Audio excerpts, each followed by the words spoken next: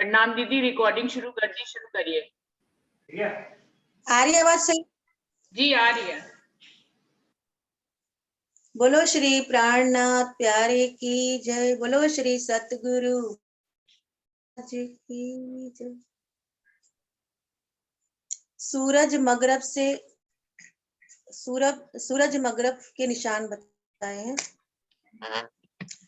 काला मगरब उगसी सूरज दुनिया के दिल पर, कया मगरब उगसी सूरज दुनिया के दिल पर, नाही रोशन दिन में तब होसी बखत आखिर, नाही रोशन दिन में तब होसी बखत आखिर, कया मगरब उगसी सूरज दुनिया के दिल पर,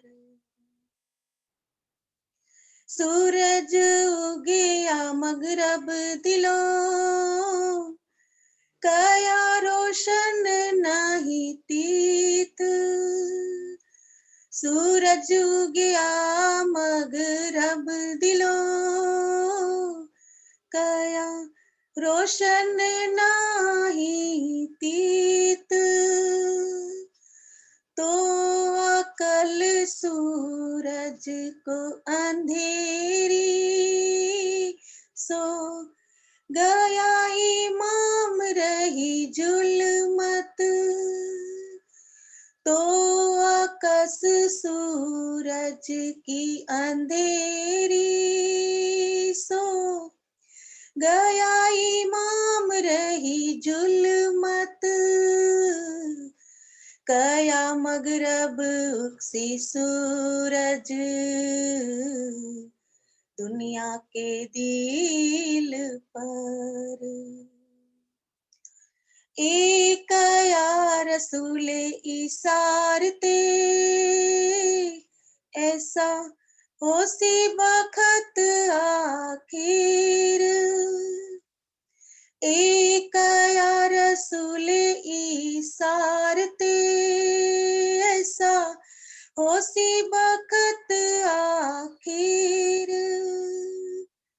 मता ले जासी मता ले जासी मता ले जासी जबराइल, तब रहसी अंधेर दिलों पर, मता ले जासी मता ले जासी मता ले जासी जबराइल, तब रहसी अंधेर दिलों पर, कया मगरब उगसी सूरज दुनिया के दिल पर, जाहिर देखे सूरज जाहिर अजू मगरब उगया नाही, जाहिरी देखे सूरज जाहिर अजू मगरब उगया नाही, देखे न मायना अंदर देखे न मायना अंदर, कया रोशन नहीं तिन माही, देखे न मायना अंदर कया रोशन नहीं तिन माही, कया मगरब उगसी सूरज दुनिया के दिल पर, तब सूरज पना क्या रया कही बिन रोशन अंधेर, तब सूरज पन्ना क्या रया कही, बिन रोशन अंधेर, सो गया ईमान, सो गया ईमान, रया कुफर, सो गया ईमान, रहे या कुफर, तिन लई जो दुनिया घेर, सो गया ईमान रया कुफर, तिन लई जो दुनिया घेर, तिन लई जो दुनिया घेर, कया मगरब उगसे सूरज, दुनिया के दिल पर, नाही रोशन तिन में तब हो सी बखत आखिर, नाही रोशन तिन में तब हो सी बखत आखिर, तब हो सी बखत आखिर। बोलो श्री प्राणनाथ प्यारे की जय, सतगुरु महाराज की जय, सर्व सुंदर साथ की जय। प्रणाम जी, धन्यवाद पूजा दीदी। शुरू करते हैं सुंदर साथ जी। प्रणाम जी दीदी। प्रथम लागू दोई चरण को, धनिये न छुड़ाइयो खेन, लाख तली लालेड़िया, मेरे जीव के ही जीवन, इन पाओ तले पड़ी रहूं, धनी नजर खोलो बातून, पलना वालों निरखो नेत्रे, मेरे जीव के ही जीवन, मेरे जीव के ही जीवन। बोलिए श्री प्राणनाथ प्यारे की जय, बोलिए श्री सद्गुरु महाराज की जय। मानसर सागर वाणी का ये 9वां प्रकरण है, दज्जाल का निशान। कल हमने देखा था दाबतुल अर्ज का निशान और अब है दज्जाल का निशान। कया दज्जाल असवार गधे पर, काना आंख न एक, हक को न देखे आंख जाहिरी, रू नजर न बातून नेक। दज्जाल के बारे में कहा गया है कि दज्जाल जो है वो गधे के ऊपर सवारी उसकी होती है, उसको काना कहा गया है कि उसकी एक ही आंख है, एक आंख नहीं है। एक आंख होने का क्या मतलब है, उसका काना कहने का क्या मतलब है कि वो उसकी बातूनी नजर नहीं होती है, सिर्फ जाहिरी नजर होती है। जाहिरी नजर से इन आंखों से जो दिखता है वो वही सत्य मानता है, और इस बातूनी नजर ना होने से वो परमात्मा की पहचान नहीं कर पाता है। तो हक को ना देखे आंख जाहिरी, रू नजर ना बातून ने, जाहिरी नजरों से उस खुदा को देखा नहीं जा सकता और बातून नजर उसके पास होती नहीं है। ऐसा दज्जाल है जो कि गधे के ऊपर सवार होता है और जो काना है। अजा झील काना तो रानिया, जो बातून नजर करी रद, देखा उपली आंख सो आदम वजूद गलद। अजा झील को काना इसीलिए कहा गया है क्योंकि उसके पास उसकी बातूनी नजर को रद्द कर दिया गया है, पहले से ही उसकी बातूनी नजर है ही नहीं। देखा उपली आंख सो, इसका एग्जाम्पल पहले भी पिछले प्रकरणों में भी इंद्रावती जी कह रही हम बता आए कि उसने आदम को, जब खुदा ने उससे आदम को बनवाया तो उसने आदम के वजूद को अपनी जाहिरी नजर से देख लिया, इसीलिए उसने उस आदम के वजूद को देखकर उसके ऊपर सिजदा नहीं बजाया, जिसके कारण से उसको बिस्तर से निकाला गया। तो देखा उपली आंख सो आदम वजूद गलत, उसने अपने ही बनाए पुतले को अपना ही आदम समझकर, जबकि खुदा ने उसके अंदर अपनी रूह फूंक दी थी, उसने इस बातूनी बात को नहीं पहचाना और उसने उस आदम पर सिजदा नहीं बजाया, जिसके कारण उसके ऊपर लानत लगी। तो कह रहे हैं अजाजील को काना इसीलिए कहा गया कि उसकी बातूनी नजर को फोड़ दिया गया है, बातूनी नजर उसके पास नहीं है और वो जाहिरी नजर से ही देख कर निर्णय लेता है। गधा बड़ा दज्जाल का, कया ऊंचा लग आसमान, पानी 7 दरियाब का पहुंचा नहीं लग रान। वो कह रहे हैं कि वो जो दज्जाल है, वो जिस गधे पर सवार है उसका कद जो है वो आसमान जितना ऊंचा है, 7 दरिया का पानी भी उसकी घुटनों तक नहीं पहुंचता है, ऐसा कहा गया है। इसका क्या मतलब है कि इंसान जो होता है, जब जब उसके ऊपर जो है वो दज्जाल सवार होता है, तो वो उसकी बातूनी नजर नहीं होती है, जाहिरी नजर होती है, जिसके कारण वो अहंकार के गधे पर सवार होता है। अहंकार को कहते हैं, इतना बड़ा कहा गया है कि जब अहंकार आ जाता है किसी इंसान को, तो उसको कितने भी ज्ञान दिए जाएं, कितना भी समझाया जाए, वो समझता नहीं है। अहंकार को सबसे बड़ा कहा गया है और अहंकार से ही ये दुनिया बनी है। जो निराकार से दुनिया बनी है, पुण्य कहने से दुनिया बनी है, तो ये भी अहंकार से ही बनी है कि अहम बहुश्यामी, मैं एक हूं अनेक हो जाऊं, इस अहंकार को लिया तभी ये दुनिया बनी है। इसीलिए ये अहंकार बीज रूप में सब जीवों के अंदर होता है।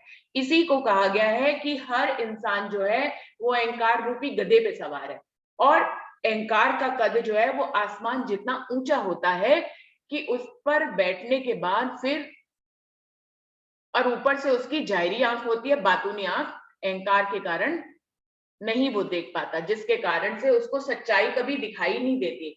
तो पानी 7 दरियाब का पहुंचा नहीं लगरान, इसका क्या मतलब है? क्योंकि निराकार से ये दुनिया बनी है और निराकार में जो 7 आसमान कहे गए, यानी कि ऊपर के 6 लोक और पृथ्वी लोक को मिलाकर ये 7 आसमान पानी 7 दरियाब का पहुंचा नहीं लगरान, क्योंकि अजाजील यानी कि विष्णु भगवान का जीव जो अहंकार के रूप है और दज्जाल के रूप में, जिनका जीव सब में है, उन्हीं से सारी दुनिया बनी है।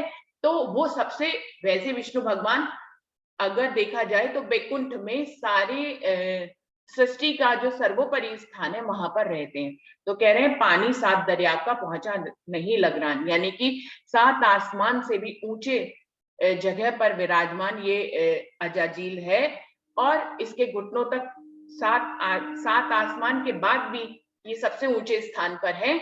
इसलिए अहंकार के रूप में ये गधा है और इसके ऊपर जो है अबलीस विराजमान है। ये हम सबकी फितरत के बारे में बताया जा रहा है कि हर जीव जो है वो अहंकार के गधे पर सवार होता है और फिर कोई भी ज्ञान उसके सामने नहीं काम आता, क्योंकि उसकी बातूनी नजर नहीं होती और जारी नजर से वो देखता रहता है। आगे क्या कह रहे हैं? गधा एता बड़ा तो है नहीं, कया हवा तरीकी मकान, ए जो कुन कहते पैदा हुई सिफली दुनी जहान। इसी को स्पष्ट कर रहे हैं अगली चौपाई में कि गधा, आप क्या समझ रहे हैं कि जो कुरान में ये किस्सा लिखा है कि गधा इतना बड़ा होगा कि 7 दरिया का पानी उस तक नहीं पहुंचेगा, तो क्या आपको लगता है कि गधे वो लोग इंतजार कर रहे हैं किसी ऐसे गधे का कि जो इतना बड़ा होगा और उसके ऊपर कोई अबलीस शैतान सवार होगा और उसको हम फिर जाहिरी रूप से, वो हमारे जब कयामत का दिन आएगा तो ये दज्जाल जो है वो जाहिर होएगा और हम उसके साथ लड़ाई करेंगे और उसको मार लेंगे और उससे जीत जाएंगे। ऐसा जो है कुरान के जानने वाले ऐसा सोचते हैं, वो ऐसे दज्जाल को जाहिरी रूप से इंतजार कर रहे हैं। जबकि कुरान के ये किस्से जो है इंसानी फितरत के बारे में लिखे हैं कि हर इंसान, हर जीव जो है, जो आदमी की शक्ल में होता है, वो अहंकार रूपी गधे पे सवार होता है और अहंकार सबसे बड़ा होता है। और वैसे भी सारी दुनिया इस निराकार मंडल यानी कि अहंकार से ही बनी है। इसीलिए कहा है कि गधा एता बड़ा तो है नहीं। सोचने वाली बात है कि अगर ये किस्सा कुरान में लिखा है तो क्या लगता है ये जो दुनिया इतनी बड़ी है, इसमें कोई ऐसा बड़ा गधा आएगा, इतना, जिसका कद इतना बड़ा होगा कि 7 दरिया का, 7 समुद्र का पानी भी उसकी घुटने तक नहीं पहुंच पाएगा। तो सोचने वाली बात है कि क्या इतना बड़ा कद का कोई गधा आएगा? और फिर इतना बड़ा कद अगर गधे का ही है तो उस पे सवार, जो सवार होगा दज्जाल, उसका कद कितना बड़ा होगा? तो कह रहे हैं गधा इतना बड़ा तो है नहीं। सोचने वाली बात है कि गधा जो ये निशानी लिखी है, ये इतना बड़ा गधा इस दुनिया में तो कोई आएगा ही नहीं। कया हवा तरीकी मकान, इस जुल्मत के दुनिया को ही जो है ये गधा कहा गया है। ये जो कुंड कहते पैदा हुई है, जिसके जहां पर इस अहंकार से ये दुनिया पैदा हुई है कि मैं एक हूं अनेक हो जाऊं, ये पूरी दुनिया ही इसी में आती है। इसको आप जाहिरी रूप में गधे को नहीं घटा सकते, लेकिन कुरान के मानने वाले इसको नहीं समझ सकते, क्योंकि पहले ही कह दिया कि उनकी बातूनी नजर नहीं है। ये सिर्फ तारतम ज्ञान की रोशनी में ही शिरजी साहिब जी ने आकर इन निशानों को खोला है, जिनका मतलब आज हम जैसे साधारण लोगों को भी जब वाणी पढ़ते हैं तो हमें समझ में आता है। ना तो क्या कह रहे, ना तो एता बड़ा गधा होसी कैसा कद दज्जाल, सो दज्जाल गधा जब गिर पड़े तले दुनी रहे किन्हार। सोचने वाली बात है, यदि कुरान में ये किस्सा लिखा है तो वो लोग अकल भी नहीं लगाते हैं कि यदि इतना बड़ा गधा होगा तो उसके ऊपर बैठे हुए सवार का कद कितना बड़ा होगा। और फिर अगर खुदा ना खास्ता वो दज्जाल और गधा अगर दोनों फिसल कर गिर जाए तो उनके नीचे तो पूरी दुनिया ही दब के मर जाएगी। तो ये ऐसा कैसे घटित होएगा, ये उनको सोचना चाहिए। वो जिस दज्जाल का बाहरी रूप से, जिस गधे के ऊपर सवार होकर उसको आना है, उसका जाहिरी रूप से इंतजार कर रहे हैं और सोचते हैं कि जब वो आएगा तो हम उससे लड़ाई करेंगे। तो ये उनकी जाहिरी नजर का ये सारा खुलासा है। बातूनी नजर से देखें तो अहंकार को गधा कहा गया है, और अबलीस जो कि शैतान है वो हमारे दिलों पे राज करता है और अहंकार रूपी गधे पे वो सवार रहता है। लानत जो अजाजील की, ले अबलीस बैठा दिल पर, सो रहा न लेने देवे बातून जो जोर करे सब में।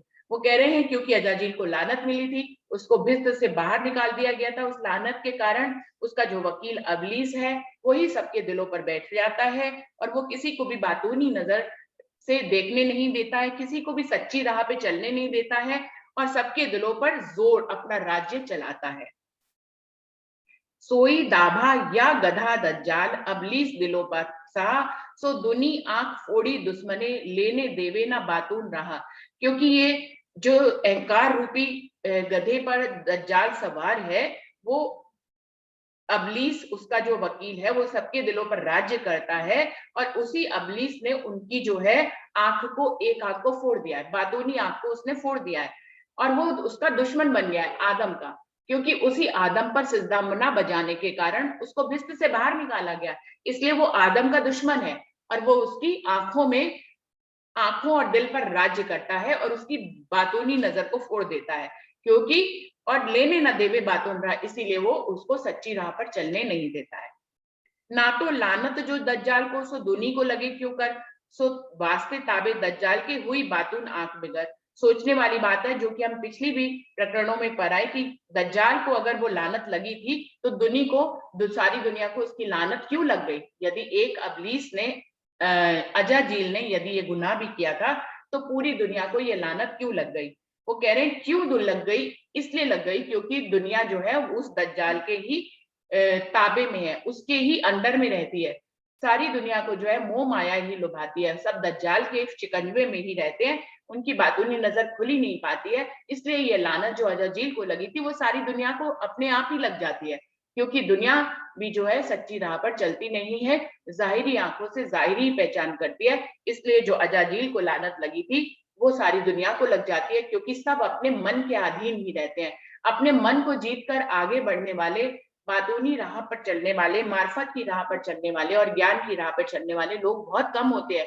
ऐसे जिनको तारतम ज्ञान की रोशनी भी मिली है, हम सब उसी में ही आते हैं। फिर हम देखते हैं हम जीवन में कितनी बार सारे ज्ञान को लेने के बाद भी अबलीस की शिकंजे में आ जाते हैं, हम अपने मन के अधीन हो जाते हैं। मन हमें रिश्तों से बांधता है, मन हमें माया से बांधता है।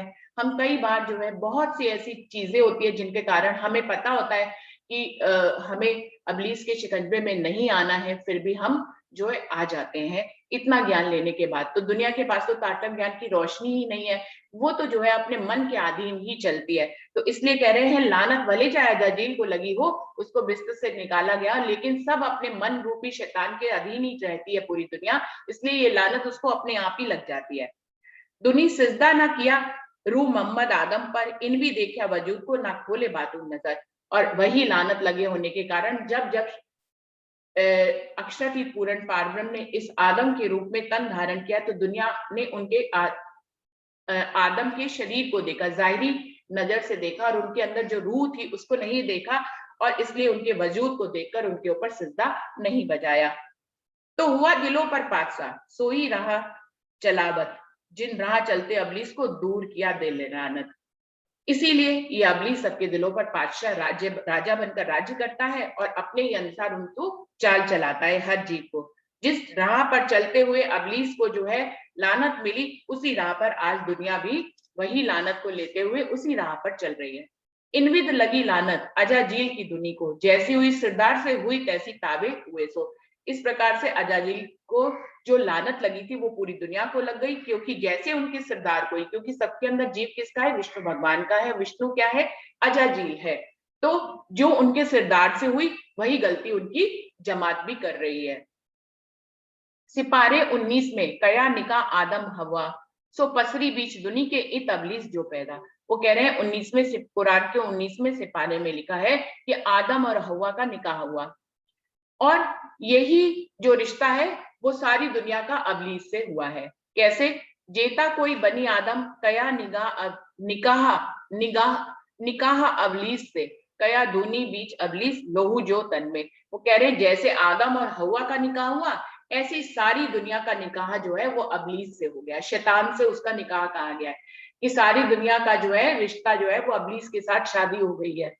इसीलिए अबलीस जो है पूरी दुनिया के अंदर बिल्कुल ऐसे ही रहता है जैसे कि हमारे तन में खून रहता है, लहू रहता है। बिल्कुल ऐसे ही अबलीस भी हमारी नस नस में, हर जीव की नस नस में विराजमान रहता है, क्योंकि उसका रिश्ता ही उसी से, एक जीव का जो है सारी दुनिया का निकाह ही अबलीस से हुआ है। कया वजूद आदमी शैतान अमल दिल पर, दुनी होसी इनविद की कहे बीच हदीस पैगंबर। मोहम्मद साहब अपनी हदीस में ये पहले से ही कह गए हैं कि आखिरत जब कयामत का समय आएगा तो आदमी का जो वजूद होगा, शक्ल उसकी आदमी की होगी, लेकिन उसके अंदर जो है उसके दिल पर शैतान का राज होगा। वो दिखाई नहीं देगा, मन रूपी शैतान सबके अंदर है, जबकि हर किसी की शक्ल जो है वो इंसान जैसी है। इस तरह की दुनिया की हालत हो जाएगी, ऐसा हदीस में पैगंबर साहब पहले ही कह गए थे। दो तरफों कया पेट में और दोनी हाथ बीच दोए, इनविद रहे बीच आदम या को किनविद मारे कोई। वो कह रहे हैं ये पेट में दोनों तरफ है, हमारा जो शैतान है ये दोनों तरफ से हमें इसने दोनों हाथों से बांधा हुआ है।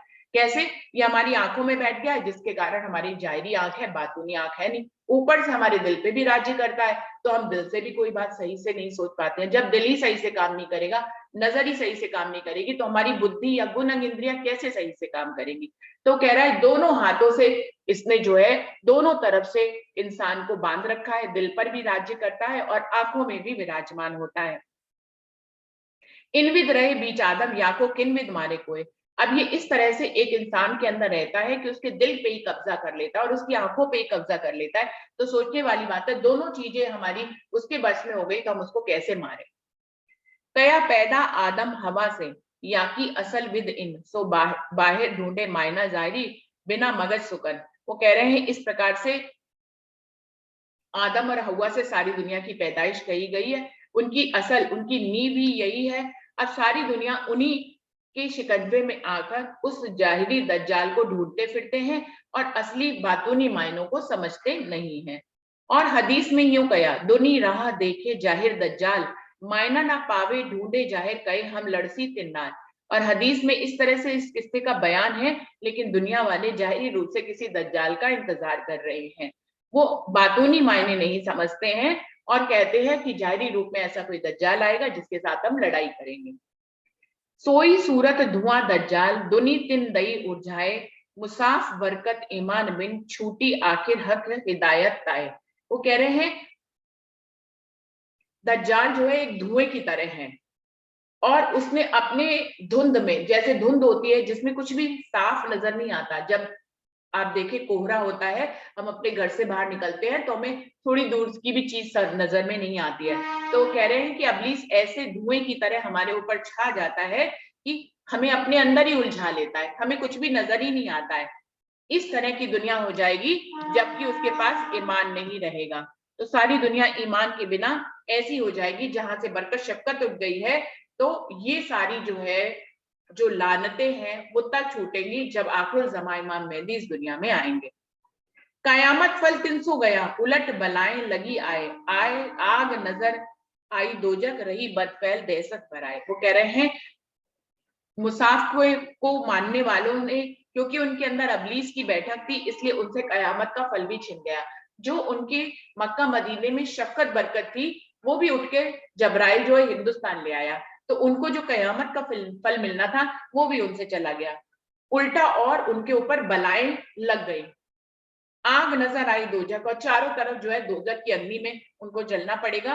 रही बदफैल दहशत भराए, और चारों तरफ बदफैली फैल जाएगी, क्योंकि जबराइल उनकी शफकत बरकत को उठाकर हिंदुस्तान पन्ना जी में ले आया।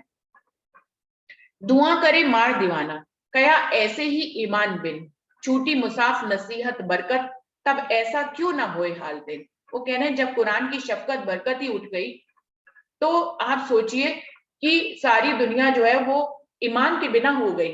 अब ईमान के बिना लोगों को जो है धुंध में ही वो रहेंगे, उनको रोशनी कैसे समझ में आएगी, वो रोशनी में कैसे आ सकते हैं, वो अंधकार में ही रह जाएंगे, क्योंकि उनके अंदर अब ईमान ही नहीं रहा और अबलीस की बैठक हो गई। कहे अबलीस में घेरूंगा, राह मारो तरफ चार, वह जाने लई राह दीन की इनविद देऊ राह मार। और अबलीस ने और क्या कह रखा है, अबलीस ने कहा है मैं तो चारों तरफ से घेर लूंगा, आदम को मैं चारों तरफ से घेर लूंगा, उसकी चारों तरफ से राह मारूंगा।